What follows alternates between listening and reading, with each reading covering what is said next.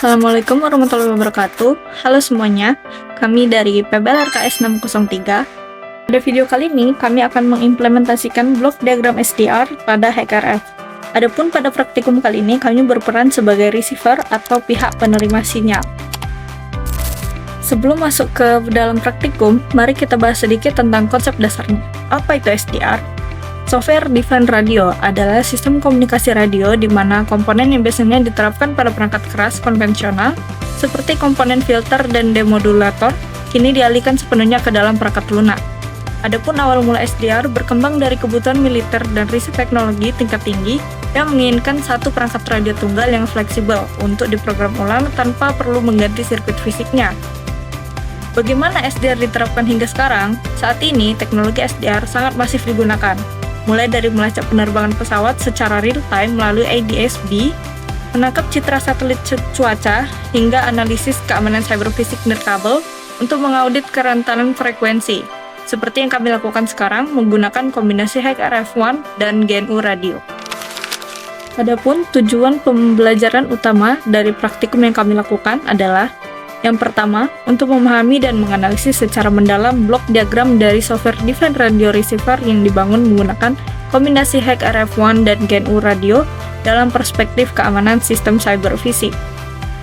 Yang kedua, untuk mempelajari konsep-konsep dasar teknologi SDR beserta penerapannya secara nyata pada sistem komunikasi nirkabel saat ini.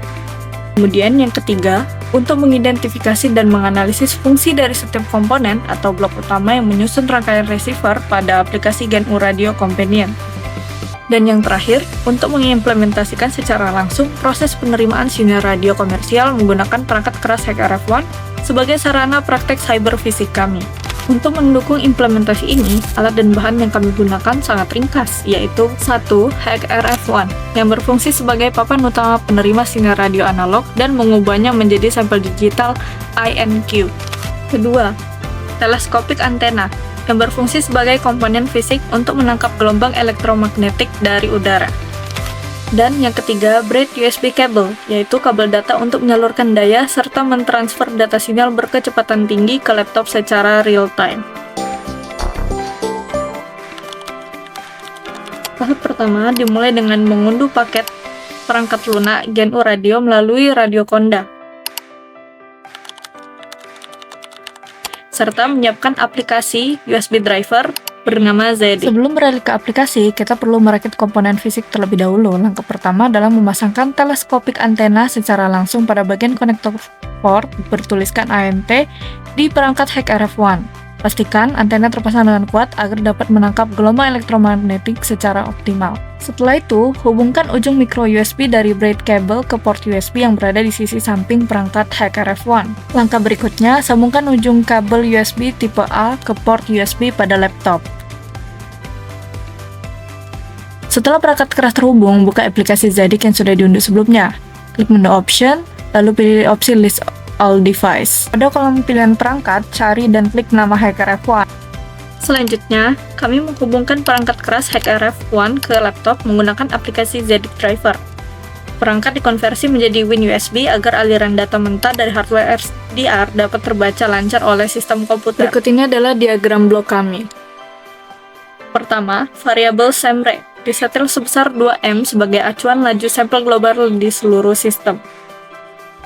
Kedua, Osmocom Source berfungsi sebagai antarmuka perangkat keras HKRF1 yang menangkap sinyal radio analog dan mengubah menjadi sampel digital INQ pada frekuensi target yaitu 88,4 MHz.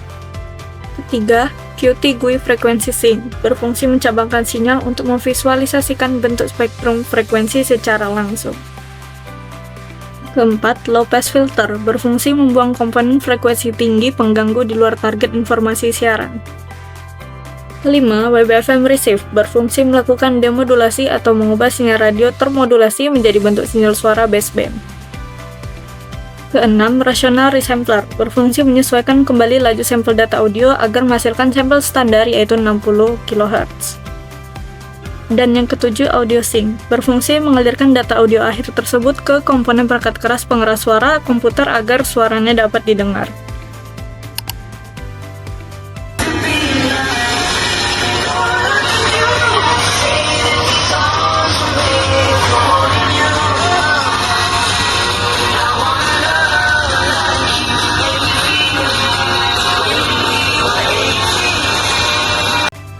Ketika sistem dijalankan, proses penerimaan bekerja secara real-time. Sinyal analog di udara yang ditangkap oleh antena teleskopik berhasil diubah menjadi data digital oleh HKRF1.